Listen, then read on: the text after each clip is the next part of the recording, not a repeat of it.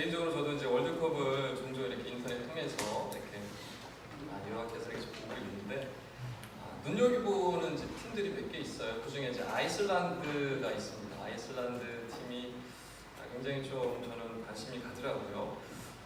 광주 시민이 혹시 몇 명인 줄 아십니까? 경기도 광주 시민이? 35만. 우리 조집사님 모르시는 게 없었어요, 진짜.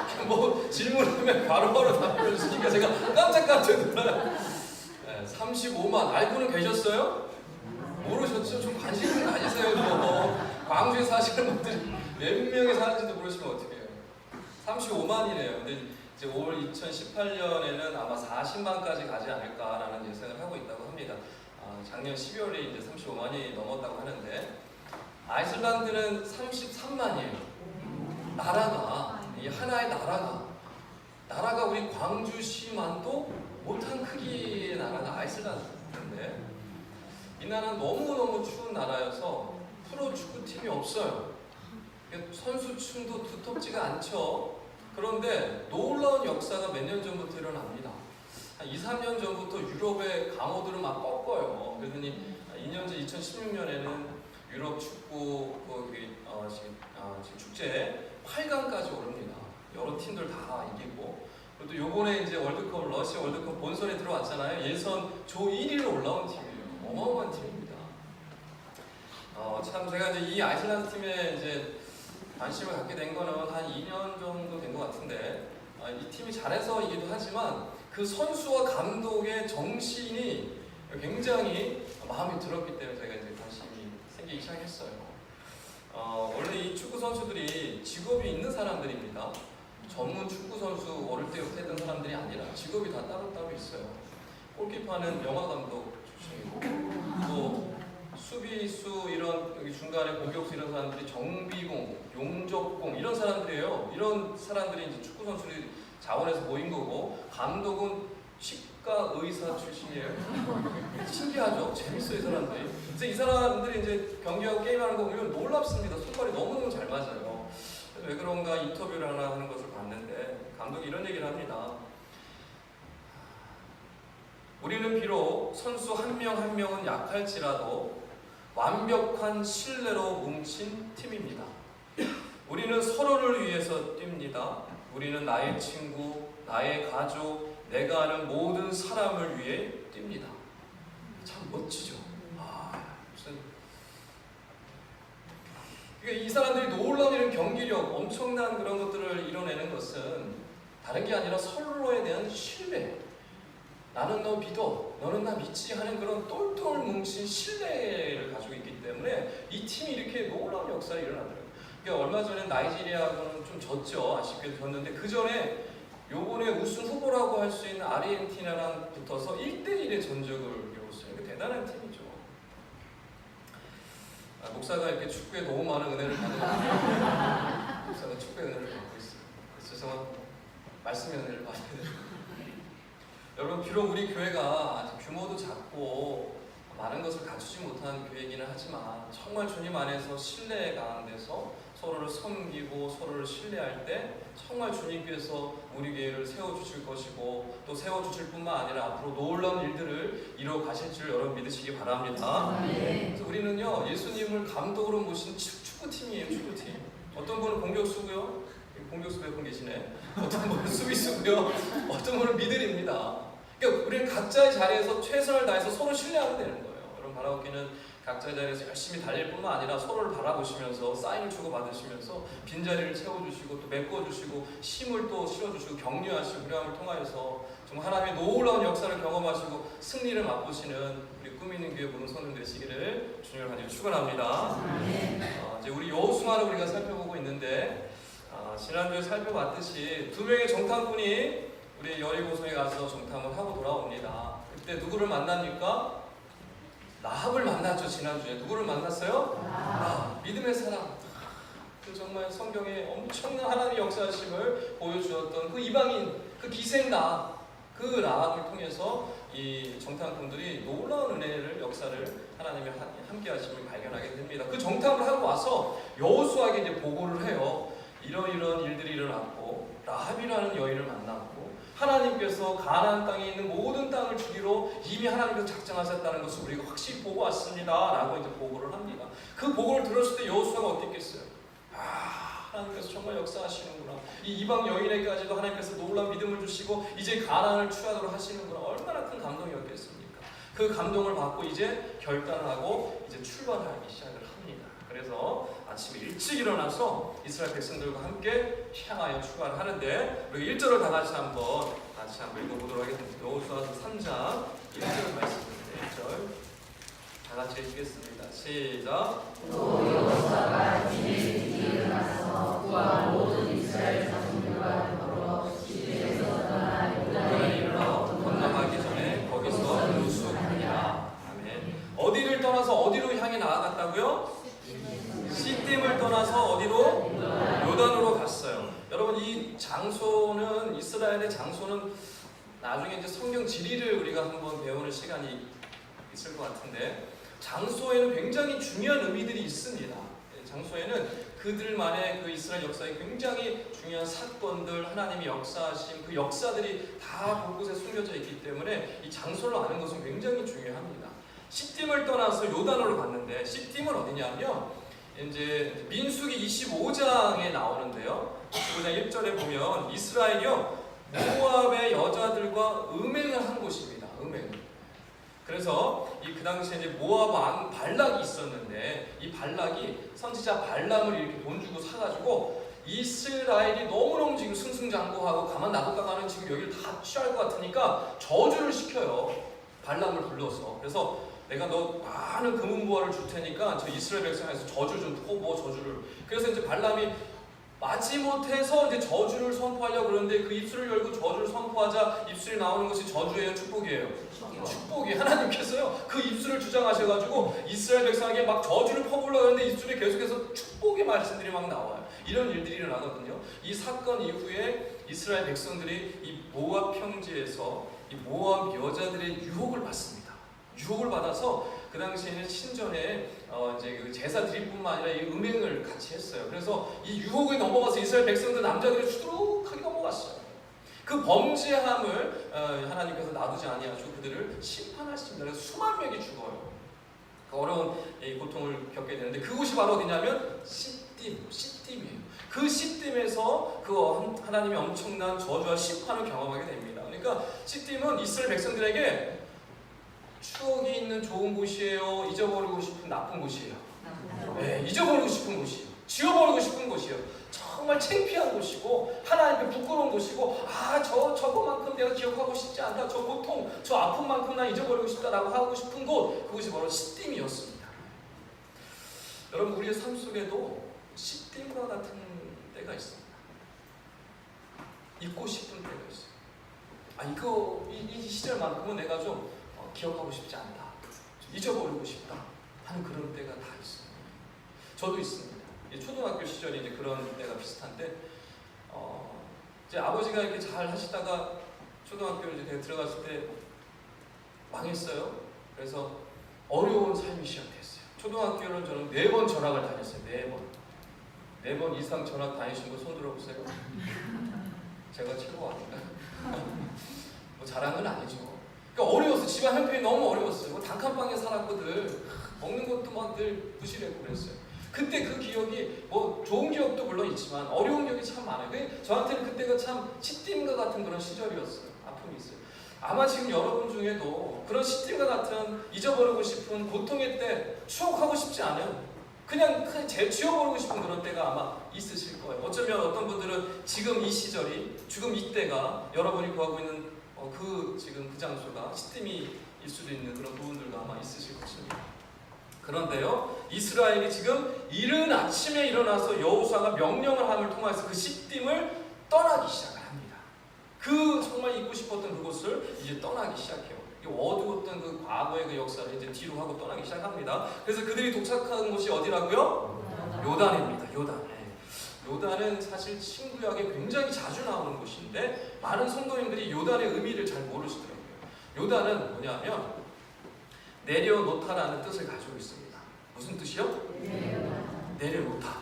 요단이라는 뜻 자체가 내려놓다라는 뜻을 가지고 있어요. 그러니까 뭐냐면 무거운 짐을 내려놓다, 이런 마음의 짐을 내려놓다 라는 말을 사용할 때 쓰는 단어예요. 이 요단이. 그러니까 의미가 있어요. 중요한 의미가 있습니다. 그래서 그 세월을, 험한 세월들을 잊어버리고 이제 마음의 짐들을 내려놓고 과거 기억들을 잊어버리는 곳, 그곳이 바로 요단이에요. 요단. 굉장히 좀 의미가 있죠. 그래서 이제 지금 시팀의 뜻은 뭐냐면 채찍 몽둥이에요. 자, 그럼 의미가 이해가 되시죠? 시팀을 떠나서 지금 요단에 도착하였다는 것은 이스라엘 백성들이 그동안 채찍과 몽둥이와 같은 고통과 아픔의 세월을 이제는 뒤로하고, 죄악과 그 고통의 시절을 다 뒤로하고 이제는 마음의 짐을 내려놓는, 이제는 내 무거운 짐을, 세월의 짐을 내려놓는 그 요단강으로 이제 가까이 가서 도착하였다라는 것입니다. 찬이 어서와. 그래서 괴로운 그런 마음의 짐을 드디어 이제 요단에 와서 내려놓고 이제 다시 출발의 선상에 서게 된 것이, 여러분 지금 이곳이, 지금 이 예배 시간이 요단과 같은 그런 시간이 되어야 하는 줄 여러분 믿으시기 바랍니다. 아멘. 마태복음 11장 28절에 주님께서 말씀하시죠. 수고하고 무거운 짐진 자들아 다 내게로 오라. 내가 너희를 어떻게 하리라? 쉬게 하리라. 참 놀라운 하나님의 주님이 말씀해 주시죠. 예수님께서. 여러분 우리는 시딤과 같은 그 자리에 머물러 있으시면 안 됩니다. 시딤에서 빨리 속히 일어나서 떠나셔야 돼요. 내 죄악의 자리, 아픔의 자리, 고통의 자리, 그 추억의 자리가 정말 추악한 그 자리를 빨리 떠나서 요단과 같은 내 마음의 짐을, 세월의 짐을, 고통의 짐을, 마음의 짐을 내려놓을 수 있는 그 요단과 같은 곳으로 우리가 가야 하는 것입니다. 그래서 여러분 바라옵기는 여러분 과거의 아픔들, 기억들, 그런 고통의 자리들을 다 내려놓으시고 속히 일어나셔서 날마다 주님 품으로 나아가셔서 정말 주님이 주시는 참 평안과 안식과 쉼을 누리시며 나가시는 저와 여러분들 다 되시기를 주님을 간절히 축원합니다. 이제 여호수아가 이제 이스라엘 백성들이요 요단강에 이제 근처에 도착을 해서 이제 사흘을 머물게 됩니다. 사흘. 여러분 좀 이상한 점을 좀 발견하셔야 돼요. 요단에 도착했으면 빨리 요단강을 어떻게 해야 돼요? 건너야죠. 왜요? 그렇게 오랫동안 기다리고 준비했는데. 요단에 왔으면 빨리 요단강을 건너서 약속의 땅으로 넘어가야죠. 하나님의 축복의 땅으로 넘어가야죠. 그곳으로 가야죠. 약속의 땅으로. 하루라도 빨리 넘어가야 돼요. 그런데 그러지 않고 3일이나 기다리고 머뭅니다. 왜 그럴까요? 여러분 당시에 남자 장정 20세 이상의 장정만 60만 명이라고 했습니다. 그래서 많은 신학자들이 뭐라고 얘기하냐면 여자와 아이들과 노약자들 다 합치면 200만이 넘었을 거라고 그래요. 200만이. 어마어마한 숫자죠. 그 200만이 빨리 하루라도 빨리 요단강을 건너서 평안한 삶을 또 그 개척의 삶을 살아가야 될 텐데 3일이나 이 요단강가에서 머물렀다는 것입니다. 그곳에 여러분 200만 중에는 건강한 사람만 있었겠어요? 아픈 사람도 있고 오늘 내일 하는 사람도 있고 또 빨리 넘어가고 싶은 사람도 있고 더 이상 이곳에 머물고 싶지 않은 사람도 있고 다양한 이유들이 있고 다양한 고통의 자리에 있는 사람들도 있을 것이고 다양한 그런 상황들, 그런 사연들이 있을 것입니다. 그러나 그들은 3일을 그 요단강을 건너지 않고 요단에서 머물고 있습니다. 왜 그랬을까요? 왜 그랬을까요?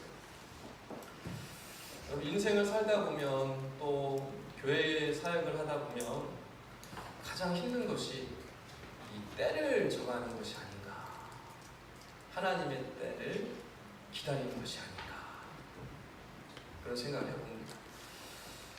하나님의 때를 기다리는 것이 쉬워요? 어려워요? 하나님의 때를 알고 그 때를 기다리는 것이 여러분 쉽지 않습니다. 왜 그렇습니까? 우리는 죄인이기 때문에 어떻게 해요? 내가 자꾸만 뭔가 하려고 해요.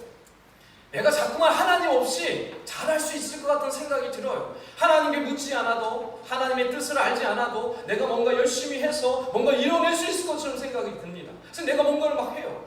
하나님의 뜻을 따르지 않아. 내가 뭔가 잘할 수 있을 것처럼 보이고 성공할 수 있을 것처럼 보이고 내가 열심히 일을 하면 다 이루어질 것처럼 보여서 내가 막 하려고 내 마음대로 막 하려고 발버둥을 칩니다. 우리는 죄인이에요. 그래서 하나님의 때를 기다리지 않으려고 해요. 내 습성상 하나님의 때를 기다리려고 하지 않아요. 뜻을 알려고 하지도 않습니다. 근데 결국에 하나님의 뜻을, 하나님의 때를 기다리지 않고 내 마음대로 결정하고 살아가기 시작했을 때 그 결과가 어떻게 됩니까? 생각보다 썩 좋지 않습니다. 그 끝을 보면요, 그렇게 선한 결과가 만들어지지 못하는 것을 우리가 보게 됩니다. 안타깝게도 지금 한국 교회가 수많은 문제들이 지금 일어나고 있거든요. 한국 교회 너무 마음이 안타깝습니다. 한국 교회를 사랑하고 정말 한국 교회를 위해서 기도하는 사람으로서 정말 많은 교회들이 정말 어처구니 없는 문제로 여러 가지 그 정말 말도 안 되는 문제로 넘어지고 쓰러지는 모습을 볼 때 너무너무 안타까운 마음이 있습니다. 근데 왜 그럴까요, 여러분? 하나님의 때를 기다리지 못하고 인간이 뭔가 하려고 했기 때문에 그렇습니다. 하나님의 때를, 하나님의 뜻을 따르지 아니하고 그걸 기다리지 못하고 인간들이 모여서 이렇게 저렇게 하려고 하다 보니까 지금 이런 상황이 일어나는 것이 아닌가라는 생각이 듭니다. 얼마 전에 뉴스에도 나왔는데 지금 이스라엘이 굉장히 심각한 분쟁 속에 있습니다. 팔레스타인과 이스라엘. 팔레스타인은 그 옛날 수천 년 동안 계속 남아있었던 사람들이 거기서 거주하고 있는 것이고, 이스라엘은 전 세계로 뿔뿔이 흩어져서 수천 년 동안 온 민족을 돌아다니며 온 세상을 돌아다니며 방황하던 사람들이 불과 정말 지금 100년도 안 된 사이에 들어와가지고 독립을 이뤄가지고 이건 내 땅이라고 하고 부르짖고 있으니 거기서 수천 년을 머물고 있었던 팔레스타인 사람들하고 세계에서 다 모여든 이스라엘 백성들하고 지금 이게 되겠습니까?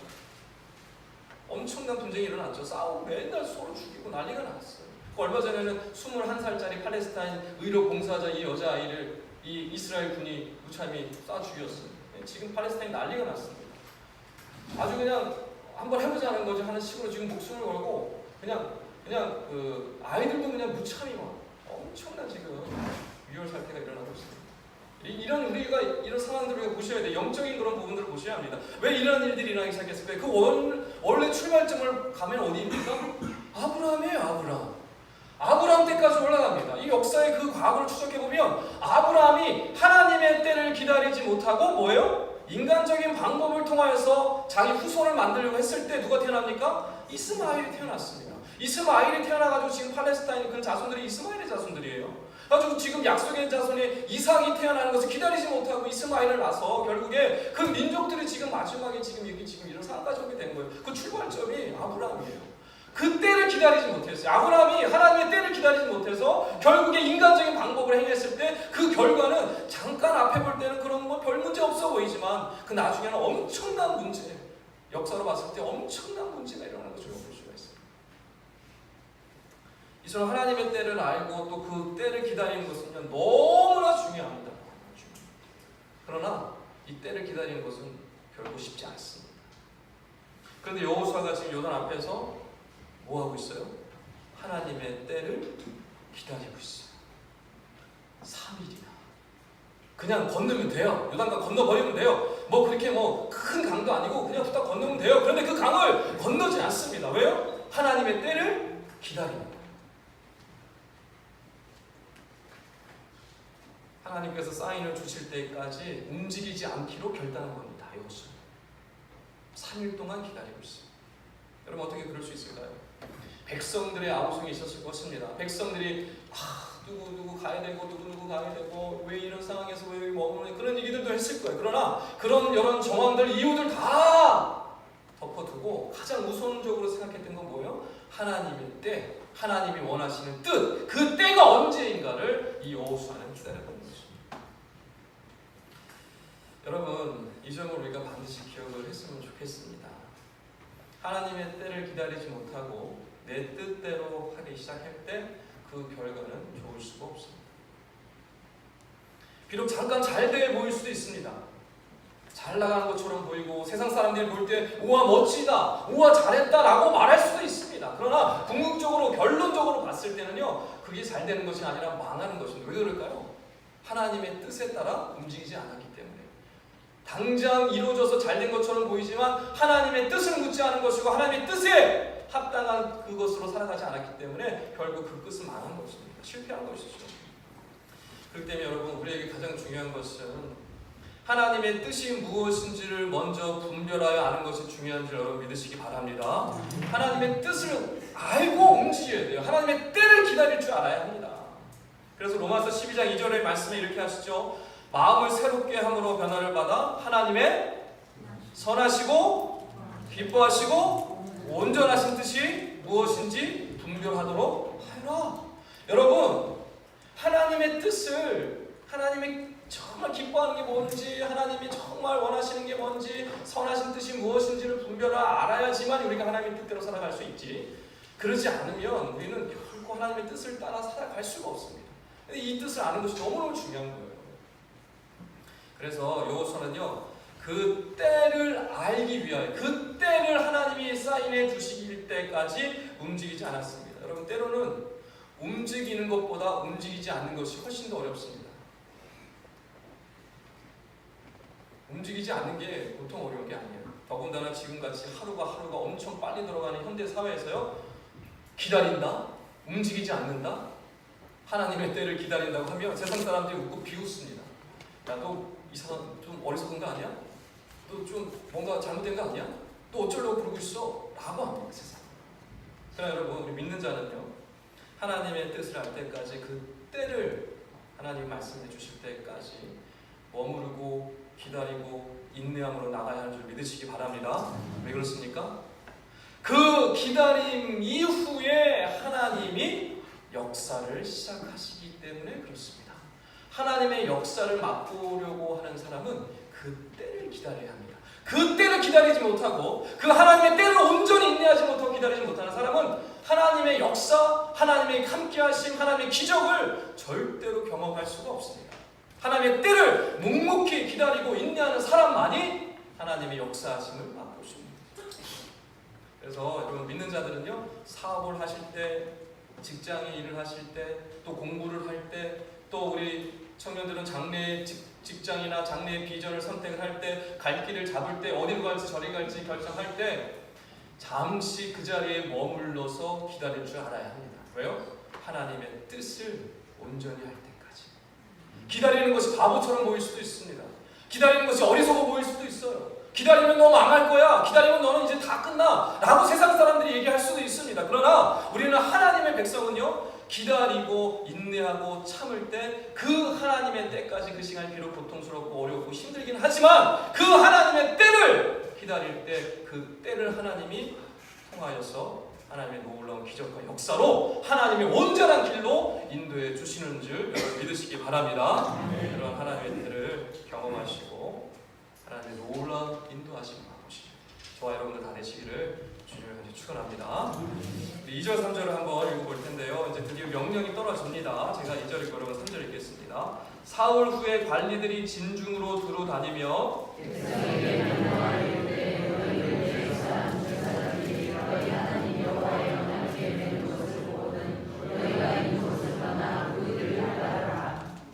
제사장들이 지금 언약궤를 매는 것을 보고는 어떻게 하는 거예요? 움직이라는 거예요. 그게 사인이에요, 사인. 하나님께서 주신 사인이고 여호수아가 백성들에게 명령한 사인입니다. 언약궤를 잘 보라는 거예요. 여러분, 지금 언약궤가 뭐 우리 집채만 하신가요? 뭐 우리 미진 아파트 많아요? 200만 명이 거기 수도꼭지역에 유단가에 다 있어요. 200만 명. 엄청난 그 숫자가 법계 얼마예요? 강대산 이 정도 많아요. 이 정도. 네. 이거를 봐야 돼. 그럼 어떻게 해야 돼요? 목이 빠져야죠. 목이 빠져야 돼요. 무슨 이해가 안 됐습니까? 목이 빠져야 돼요. 목이 쭉 이렇게 빠져야 되는 거예요. 목이 쭉. 예인아, 잘 보이냐? 목이 쫙 빠져가지고 법궤를 뚫어져라 쳐다봐야 되는데, 이 명령을 듣는 순간 제사장들이 언약궤를 들쳐매는 순간 너희는 그걸 보고 사인으로 알고 그 언약궤가 출발할 때 너희는 그것을 따르도록 하여라. 이게 사인. 이게 이제 엄청난 지금 이게 지금 스트레스입니다, 사실. 그 법궤를 제사장들이 매는 게 보이겠어요? 그러니까 이런 것이죠. 저 뒤에 있는 사람이 보이겠습니까? 전달해 주는 거죠. 야, 맸어. 뒤에까지 전달하려면 얼마나 힘들겠어요. 그러니까 앞에 있는 사람은 그냥 아무것도 못하는 거예요. 어떻게 해요? 뭐만 봐야 되는 거예요? 언약궤만 봐야 되는 거예요. 다른 거 볼 수가 없어요. 다른 거 눈 돌릴 수가 없습니다. 언약궤만 봐야 돼요. 언약궤만. 언약궤가 무슨 의미가 있습니까? 이스라엘에게 너무너무 중요한 의미가 있죠. 있죠. 언약궤는 뭘 상징합니까? 하나님의 임재를 상징합니다. 언약궤는 하나님의 임재를 상징해요. 근데 여러분 이것만이 아니죠. 언약궤는 하나님의 임재를 상징하는 게 첫 번째 중요한 의미지만 두 번째 중요한 의미가 있다는 것을 우리가 기억해야 합니다. 두 번째 의미는 뭐냐면 언약궤 안에 뭐가 들어있어요? 첫 번째 뭐? 아론의 쌍난 지팡이. 두 번째 뭐? 만나 항아리. 세 번째 뭐? 십계명 법, 십계명 돌판. 주일학교 우리 아이들도 다 아는 거로 우리 다시 한번. 첫 번째 뭐? 아론의 쌍난 지팡이. 두 번째 뭐요? 만나 담은 항아리. 세 번째 뭐요? 십계명이 적힌 돌판. 이 세 가지가 들어있어요. 이 세 가지는 뭡니까? 세 가지 중요한 의미가 있죠. 언약궤 안에 있는 이 세 가지가 굉장히 중요한 의미가 있습니다. 아론의 쌍난 지팡이는 무슨 의미가 있습니까? 고라 자손이 광야에서 아론과 모세를 대적하여 일어납니다. 너네만 하나님께 나아가냐? 우리 고라도 하나님께 나아간다. 너네만 지도자냐? 우리도 지도자 할 수 있다. 난리가 났어요. 대판 싸움이 붙어가지고 모세하고 아론을 막 이렇게 원망하면서 막 합니다. 지도력을 거부한 것이죠. 우리도 할 수 있다라고 하면서. 그래서 이 모세와 원망을 해가지고 막 죽으려고 달려들죠. 하나님께서 그걸 내버려 두십니까? 그거를 막으시죠. 왜요? 모세와 아론에게 대든 것이 아니라 결국 누구에게 대든 거기 때문에 하나님께 대든 거기 때문에 하나님께서 그걸 내버려 두지 않습니다. 그래서 고라 자손들을요 그 자리에서 엄청나게 심판하시고 많이 이렇게 죽게 하십니다. 그래서 뭐예요? 그들 중에서 사인을 하나님께서 누가 정말 하나님이 선택한 지도자인지를 보여주시죠. 그래가지고 12족속 다 나오라 그래요. 작대기 하나씩 다 줍니다. 손에다. 그래가지고 어떻게 합니까? 12개에서 쌍난 지팡이. 그게 누구의 지팡이에요? 아론의 쌍난 지팡이에요. 쌍만 난 게 아니라 그 살구나무에서 뭐가 폈어요? 꽃이 피고 열매가 맺었어요. 하룻밤 사이에. 그러니까 놀란 거죠. 하나님이 오직 아론의 지팡이만 선택하셨고 아론만 선택하셨구나 라는 사실을 비로소 깨닫게 되고 고라 자손들이 그 앞에서 회개합니다. 이게 뭐냐면 아론의 쌍난 지팡이가 뭐냐면 너희들은 이것을 통해서 기억하라는 겁니다. 민수기 17장 10절에 뭐라고 말씀하시냐면 여호와께서 또 모세에게 이르시되 아론의 지팡이는 증거궤 앞으로 도로 가져다가 거기 간직하여 반역한 자에 대한 표징이 되게 하여 그들로 내게 대한 원망을 그치고 죽지 않게 할지니라. 그러니까 뭐냐면 지금 아론의 지팡이, 아론의 쌍난 지팡이는요 이스라엘 백성들의 패역함, 죄악됨, 원망함을 기억하라는 거예요. 그것을 반드시 기억하라는 것입니다. 그러니까 단순히 쌍난 하나님의 놀라운 능력과 기적을 보여주는 것을 기억하라는 것이 아니라 그것이 왜 거기에 담겨 있는지를 기억하라는 거예요. 아론의 쌍난 지팡이를 생각하고 볼 때마다 뭘 생각하는 겁니까? 그들이 얼마나 패역한 존재들인지, 그들이 얼마나 하나님 앞에 범죄하였는지, 얼마나 부족한 존재인지, 얼마나 정말 죄악된 존재인지를 기억하라는 것입니다. 두 번째, 만나 항아리는 뭐예요? 만나 항아리에 뭐가 들었습니까? 할렐루야. 만나 항아리에 뭐가 들었어요? 고추장이 들었습니까? 된장이 들었나요? 만나가 들었죠. 만나는 무엇입니까 여러분? 하나님께서 이스라엘 백성들에게 광야에서 하루도 빠짐없이 먹여 살려주셨던 그 만나예요. 하나님의 놀라운 역사가 숨겨져 있습니다. 그런데 사실 그 출발점에 만나를 주신 출발점이 뭔지 아세요? 이스라엘 백성들이요 출애굽에서 광야에 들어가자마자 아이고 배고파 죽겠네, 아이고 목마라 죽겠네, 우리 여기 광야에 다 내려다 놓고 우리 배불 그냥 굶어 죽이려고 작정을 했구나, 차라리 애굽에서 고기 먹고 떡 먹다가 죽는 게 차라리 나았을 텐데 이렇게 원망을 해요. 그러니까 하나님께서 기가 막혀서 내가 만나를 비와 같이 너희에게 퍼부어주겠다라고 하죠. 그게 만나, 그때부터 만나를 주십니다. 그러니까 원망 다음에 주신 것. 지금 이제 그래서 모세가 나중에 훗날 기억을 하면서 신명기에 이렇게 얘기합니다. 신명기 8장 3절에 너를 낮추며 너를 줄이게 하시며 또 너도 알지 못하며 내 조상들도 알지 못하던 만나를 내게 먹이신 것은 사람이 떡으로만 사는 것이 아니요 여호와 입에서 나오는 모든 말씀으로 사는 줄을 내가 알게 하려 하심이니라. 할렐루야. 그러니까 만나를 주신 이거 뭐예요? 그저 배불리게 하기 위해서 채우기 위해서 주신 것이 아니에요. 왜 주신 거예요? 너희는 하나님의 주시는 말씀으로 사는 백성이다라는 것을 깨닫게 하기 위해서 주셨다는 거예요.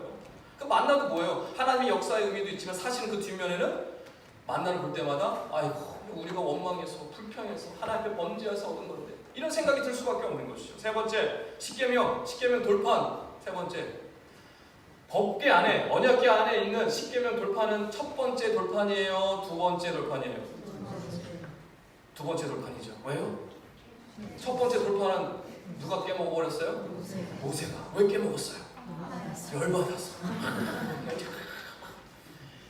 모세가 십계명을 하나님 앞에 말씀을 받으려고 시내산에 올라갔는데 40일 동안 안 내려오니까 이스라엘 백성들이 어떻게 됐어요? 야, 모세 죽었는가 보다. 40일 동안 굶었으니 안 죽었을 수가 없지. 죽었을 거야. 아론, 우리 지도자가 돼서 우리 다시 한번 지금 인도해 주신 그 신을 만들어서 우리로 다시 인도하게 해줘. 그래서 만들어낸 게 뭐예요? 금송아지.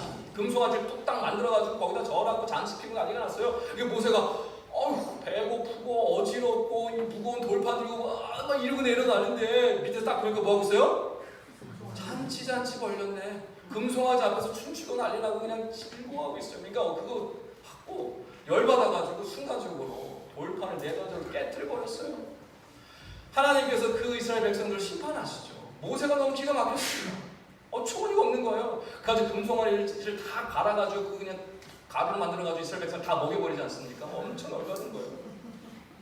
십계명을 깨트리고 다시 회개하고 하나님 앞에 용서해 주세요. 회개하고 다시 시내산 올라가서 다시 받아온 게 뭐예요? 두 번째 돌파. 그게 어디 들어가 있어요? 언약궤. 자 보시죠 여러분. 언약궤 안에 들어가 있는 거 지금 아론의 쌍난지팡이, 만나 항아리, 이 돌파 뭐예요? 하나님이 역사를 보여주시기도 하지만 사실은 뭐예요? 이스라엘의 추악한 모습들, 폐악한 모습들, 죄악된 모습들, 하나님 앞에 범죄하고 원망하는 모습들이 그대로 담겨있는 상징물들인 거예요. 그러니까 언약궤는 뭐냐면 이스라엘 백성들이 이제 여호수아가 너희들 저거만 보고 따라가. 절대로 딴 데 보지 말고 오직 언약궤만 보고 따라가야 돼. 그래서 너희 살 수 있어. 그래서 너희 요단강 건널 수 있어 하고 했었던 이유가 무엇입니까? 언약궤는 하나님의 임재의 상징이기도 했지만 그 언약궤는 너희의 과거요, 너희의 죄악이요, 너희의 그 패역함이 그대로 담긴 것이기 때문에 그 사실을 반드시 기억하고 그것을 쫓아 살아가라. 그것을 놓치지 말고 살아가라 라고 말씀해 주시는 것입니다. 할렐루야. 네. 여러분 우리도 신앙생활 하면서 그리스도의 십자가를 바라보실 때 분명히 두 가지의 마음으로 바라보셔야 합니다. 이 언약궤를 바라봤던 이스라엘 백성들하고 똑같은 마음이에요. 다를 게 하나도 없습니다. 십자가를 바라볼 때 두 가지 마음을 바라보세요. 첫 번째, 하나님께서 나를 얼마나 사랑하시는가, 예수 그리스도의 그 은혜가 얼마나 기가 막힌가라는 사실 앞에, 엄청난 하나님의 이 사랑 앞에, 어마어마한 이 하나님 은혜 앞에 꼭 엎드려져야 되고, 두 번째는 내가 얼마나 비참한 존재이면, 내가 얼마나 죄인이면, 내가 얼마나 추악한 존재이면 예수가 죽을 수밖에 없는가, 내가 얼마나 심각한 죄인인가를 동시에 기억을 해야 돼요. 이 두 가지를 동시에 아셔야 돼요. 하나님이 얼마나 큰 사랑으로 나를 살려주셨는가, 또 나는 얼마나 죄악되고 얼마나 심각한 비참한 존재인가, 이 두 가지를 동시에 늘 기억하고 살아갈 때만이 그 속에 하나님의 역사와 능력과 표적이 드러나는 것입니다. 어느 한 가지만 가지고 살아가면 인생이 고루고 힘듭니다.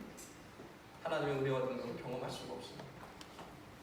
그래서 바라보는 여러분, 이스라엘 백성들이 오직 언약궤만을 바라보고 그 뒤를 따라갔던 것처럼 여러분 오직 예수 그리스도의 뒤를 따라가심으로 그 예수 그리스도를 늘 바라보면서 나아가십니다. 그래서 우리 하나님의 놀라운 역사하심을, 은혜를 맛보시는 저와 여러분 되실 간절히 축원합니다. 말씀을 정리하겠습니다. 우리 5절 말씀 다 같이 한번 하겠습니다. 5절입니다. 여호수아가 시작. 여호수아가 백성에게 이르되 너희는 자신을 선별하라. 여호와께서 너희 가운데 귀한 일을 행하시리라. 아멘. 두 번째 준 명령이 이 선결하게 하라는 거예요. 선결하라는 것은 회개하라는 겁니다. 나를 구별하라는 거예요. 이거 모든 백성에게 주신 말씀인 거예요. 선결해야지만이 너희가 이제 하나님의 기이한 일을 경험할 수 있다는 거예요. 여러분, 신앙생활 하면서 하나님의 역사를 경험하지 못하고 늘 신앙이 그 제자리에 그냥 머물러 있고 삶을 통해 하나님의 표적과 기적과 능력과 역사를 맛보지 못하는 이유는 많은 여러 가지 이유가 있지만 굉장히 중요한 이유 중에 하나가 뭐냐면 회개하지 않기 때문에 그렇습니다. 우리를 성결하게 하지 않기 때문에 그렇습니다. 우리가 하나님 앞에 성결한 삶을 살아가지 못하니까 그 삶을 통해서 하나님 기이한 일을 역사하실 수가 없습니다. 그래서 우리 삶 가운데 능력이 나타나지 않고 역사가 나타나지 않는다. 그것은 대부분 우리의 삶에 성결의 삶이 살지 않기 때문에 그렇습니다. 그래서 지금 교회에서 보통 회개하십시오 라는 것을 우리 성도들이 싫어해요. 좋아하시는 분 있으세요? 별로 안 좋아하시죠? 그래서 강대상에서 지금 뭐가 사라지고 있을까요? 회개하라는 말씀이 사라져가고 있어요. 목사님 그냥 좋은 말씀 해주세요. 그냥 축복의 말씀 해주세요. 행복하게 사는 말씀 좀 해주세요. 위로의 말씀 좀 해주세요. 왜 저주의 말, 심판의 말, 회개하라는 말을 하십니까? 그러니까 목사들도 이제 좀 돌아가는 목사들이 어떻게 해요? 괜히 신경 쓰기 싫으니까 그냥 축복의 말, 잘 사는 말, 복 받는 말, 행복하게 사는 말, 이런 얘기들이 강백상에서 펼쳐지고 있습니다. 여러분, 그런데 여러분 오늘 말씀을 잘 보십시오. 회개하지 않으면 요단강을 건널 수 있을까요, 없을까요? 없다는 얘기를 하고 있는 겁니다, 여러분. 성결하게 하지 않으면 요단강 건널 수 없다는 얘기를 하고, 두 번째 뭐냐면 여호와의 기이한 일들을 경험할 수 있을까요, 없을까요? 경험할 수 없습니다. 이 두 가지예요. 요단강을 건널 수도 없고 앞으로 전진할 수도 없고 하나님의 기이한 일, 놀라운 역사가 지금 경험할 수 없기 때문에 너희는 반드시 스스로 성결하도록 하여라 라고 말씀해 주고 있는 것입니다. 여러분, 하나님은 우리에게 완벽한 것을 요구하지 않습니다. 우리에게 정말 완전히 순결해가지고 완전히 결점 없는 것을 하나님이 원하지 않으세요. 하나님이 원하시는 건 뭡니까? 바리새인의 기도를 원하지 않으세요. 하나님이 원하시는 것은 어떤 기도를 원하십니까? 세리의 기도를 원하시죠. 주여 죄인으로서이다. 그 끝이에요. 나는 죄인이야. 바리새인 어떻게 해요? 저는 이것도 했고요, 11조도 냈고요, 이런 기도도 했고요, 저렇게 드렸고요, 이렇게 제사도 드렸어요. 하나님 이런 기도를 받지 않으신대요. 어떤 기도를 받으시는 거예요? 회개의 기도, 통회하는 기도, 자복하는 기도를 받으신다는 거예요. 여러분, 우리도 마찬가지입니다. 성결하라고 했을 때, 회개하라고 했을 때, 너희 자신을 돌아보라고 했을 때 완벽한 것을 하나님 요구하는 것이 아닙니다. 하나님께 나가셔서 꿇어 엎드려서서 하나님 죄송합니다. 제가 이렇게 죄인입니다. 용서해 주세요. 하나님 저를 불쌍히 해주세요 라고 통회하며 자복하며 나갈 때 하나님께서 그 모습을 기뻐 받으시고 하나님의 놀라운 역사와 기적으로, 능력으로 함께해 주실 줄 믿으시기 바랍니다. 여러분, 우리는요 날마다 씻김을 떠나야 합니다. 죄악의 자리, 고통의 자리, 아픔의 자리, 이 씻김을 속히 떠나야 합니다. 그래서 진정한 쉼과 안식이 있는, 내 마음의 모든 짐을 내려놓을 수 있는 요단과 같은 주님 품으로 나아가야 합니다. 그곳이 우리 가정이 되어야 하고, 그곳이 우리 구역이 되어야 하고, 그곳이 우리 믿음의 공동체, 우리 꿈이 있는 교회가 되어야 할 줄 믿으시기 바랍니다. 바라옵기는 늘 하나님의 때를 잠잠히 기다리실 뿐만 아니라 오직 주님만 바라보시면서 날마다 회개의 삶을 살아가시고, 그리하여서 하나님의 기이한 일들을, 하나님의 능력과 역사를 맛보며 누리며 나가시는 꿈이 있는 교회 우리 모든 성도들 받으시기를 주님을 간절히 축원합니다.